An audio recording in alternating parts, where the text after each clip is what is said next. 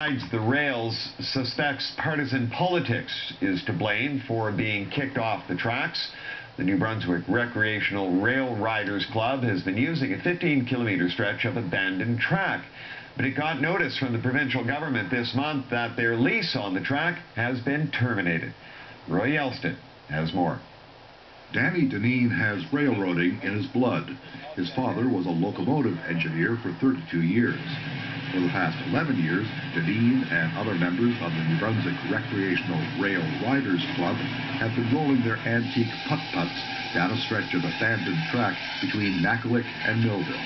It's an opportunity to get out and ride the rails, the feel of the machine, you know, the things I'm used to from when I'd see them going when I was a boy.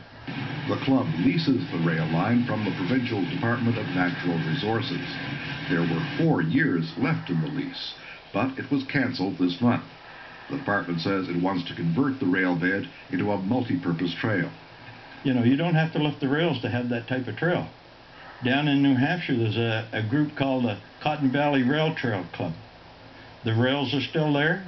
The fellows with their motor cars get to use the rails. They have trails on either side of them. Deneen suspects politics and a local businessman are to blame for the lease hitting the end of the line. He came in here to the rail yard and he said to me, he said, the only reason I don't have this rail yard or rail line to tear up, I'm on the wrong side of the government. The Liberal Party were in power at the time. The person who'd allegedly benefit from the demise of the rail line owns this metal fabrication business called NACKAWIC Mechanical. David Young did not want to appear on camera, but said by phone that he wasn't aware of the club's lease being cancelled and that he's had no communication with the government about salvaging the rails.